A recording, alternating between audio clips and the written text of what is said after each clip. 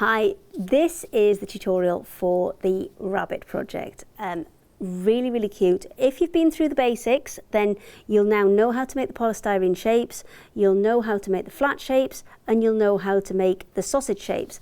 All of these come within this project, so it's really easy to get you started.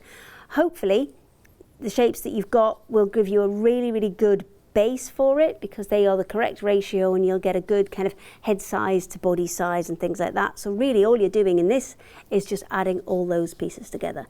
So let me take you through all of the parts that you will need to assemble your rabbit. So for the rabbit, what you're going to need is you're first of all going to need a polystyrene egg for the head and one for the body, and you're going to need to join these together. So you take your egg and then you will push in either side like that, just to create some kind of dimples, and these are going to be your eyes a little bit later on. These are going to form these parts here. And to join those two pieces together, can you almost see, I've not quite felted it all in yet, but you've got a little kind of necklace there just holding them together.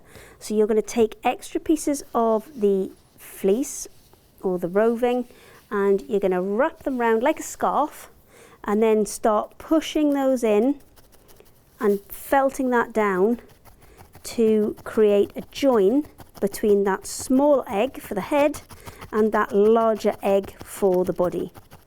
Now, holding these two together is a cocktail stick. So in between there, I've got a cocktail stick, just because if you start out trying to kind of balance these two things together, it's never going to happen. They're going to be bobbling about all over the place. So we've added a cocktail stick into there just so you can stab them both into place, and then you're not trying to balance everything, and then find it much easier to join those two shapes together. So you're just going to need to keep rotating it round, stabbing it in as you go, and creating that join between the head and the body. Now, like I said earlier, you don't want to be stabbing really deeply here, because remember, you've got that cocktail stick in the middle and you don't want to be hitting that and kind of breaking your needle. So we'll get all the way around this, get that. It's almost like a little necklace, like a little collar that you're adding to it, but because it's all the same color, it will kind of blend in and completely disappear when you are looking at your finished item. So that's going to take another second just to get that all the way in, and then we'll take a look at the various shapes that you're going to need for arms, legs and ears. So let me pop this to one side, we can finish that off in a second. So for your arms and your legs and your ears, you do have a little template that comes with the kit, and this will give you all of the shapes that you need. So back foot, for example, is that one and that one. Then you've got front foot, there's your little fluffy tail, and I've got a couple of ears there as well. So everything is in white apart from the ears, which have that little bit of pink in, and I'll show you how to do that one now, and then we'll come back to the legs in a second. So for the pink in the ears, what you're going to do is take your ear shape. And remember, when you create these shapes, can you see there's a little bit of kind of tufted piece of wool on the bottom there?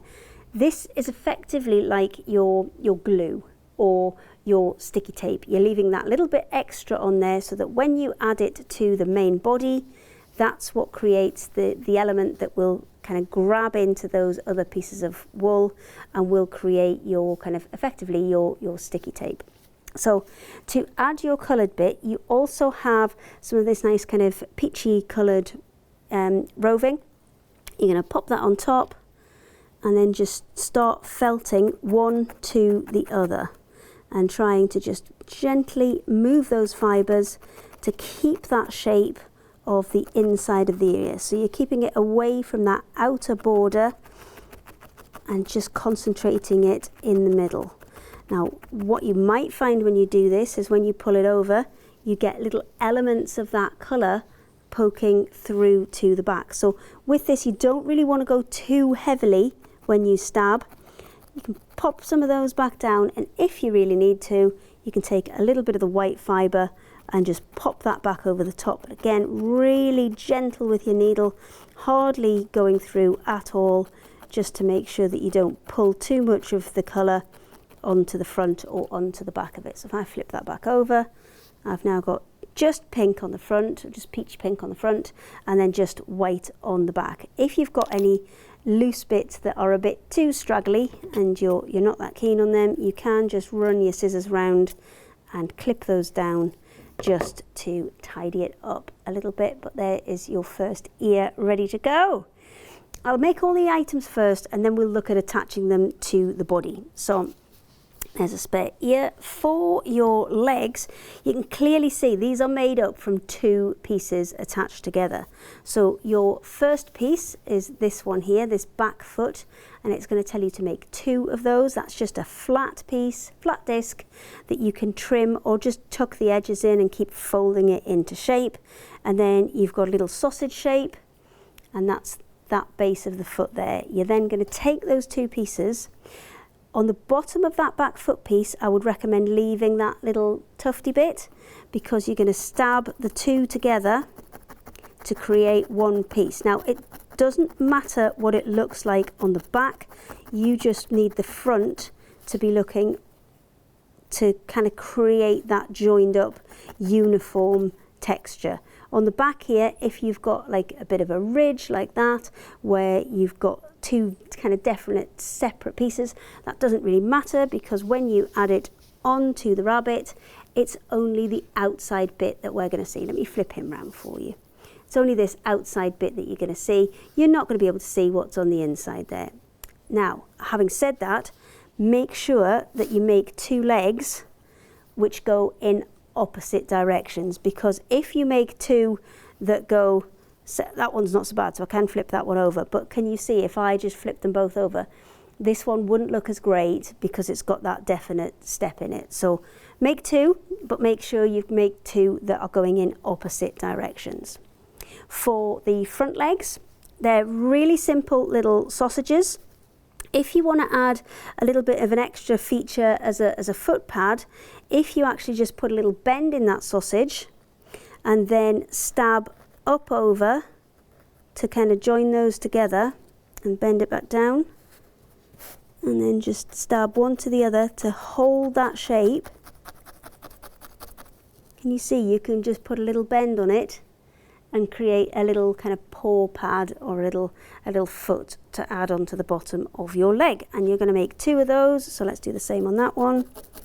Stabbing into it to create almost a score line, and then standing it up and stabbing down from the top to get everything to hold its place together. And then there you go, another little foot with a paw. Final piece you're going to need for your rabbit is his little bounty tail. Now, usually when we needle felt, we keep everything quite tight together. This one, I would advise that you do a lot more loosely. You do want it still to have shape, but you want it to be a little fluffier, a little looser, a little less dense, because that's what's going to give you that really nice fluffy bunny tail. So now it's a case of putting them all together. So first thing we're going to do is add the eyes. I'm adding the eyes first because it needs quite a bit of pressure and I don't want to knock anything else off while I'm putting that in. So you get 2 cocktail sticks, one of which is in there holding those 2 pieces to give you a nice start when you're putting it together. The other you're going to use and you're going to put it in and then just keep circling it around.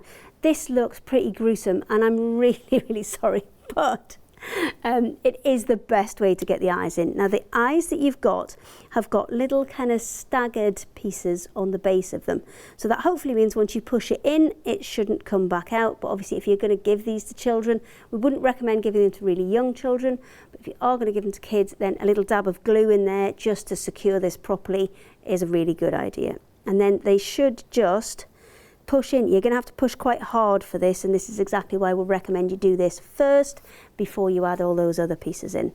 But when we first had the head, do you remember I squeezed it and we kind of put dimples in either side?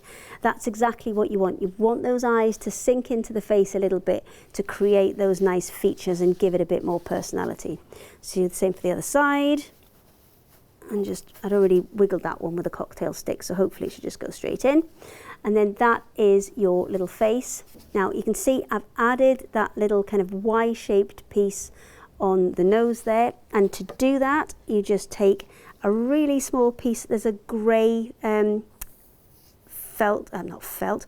grey roving in there. If you just twist it between your hands, almost as if you're kind of twisting it into a yarn, and then you've got something that's a little bit more dense there. Maybe give that a second shot, and then you're going to take that.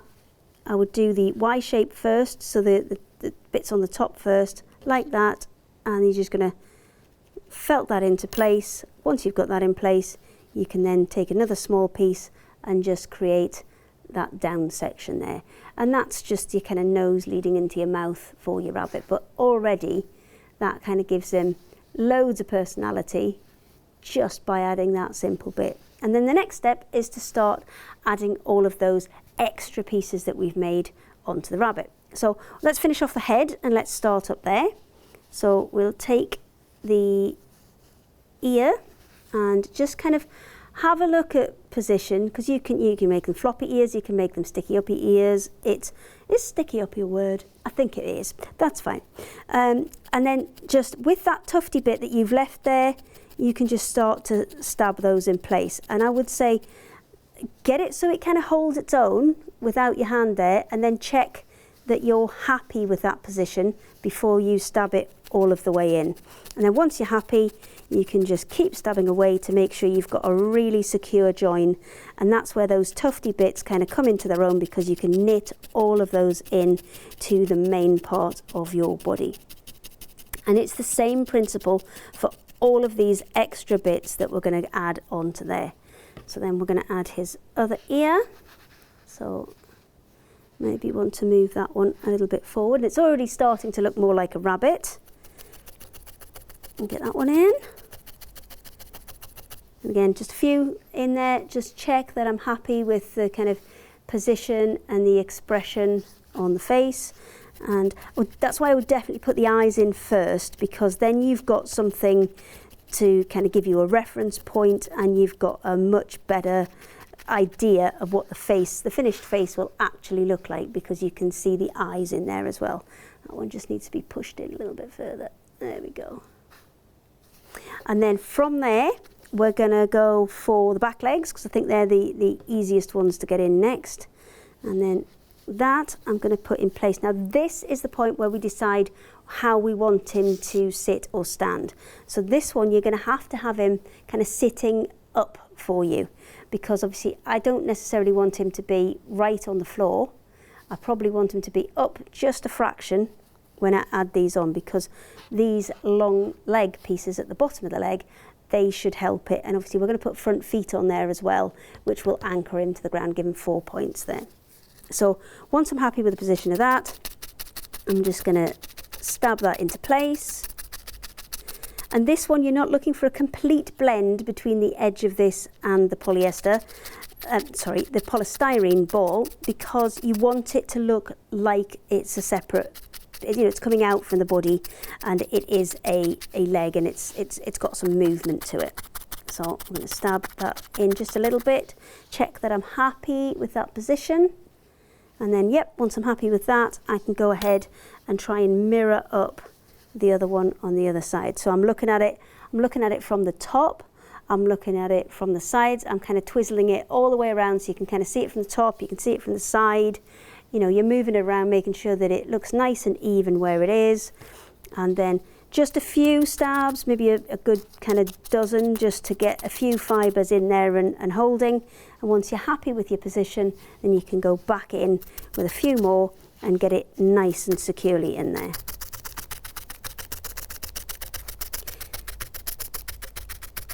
Now this one, we didn't leave that big wispy bit on, so it does take a little bit more work to get them nice and secure, but just spend the time on it. It's definitely worth doing.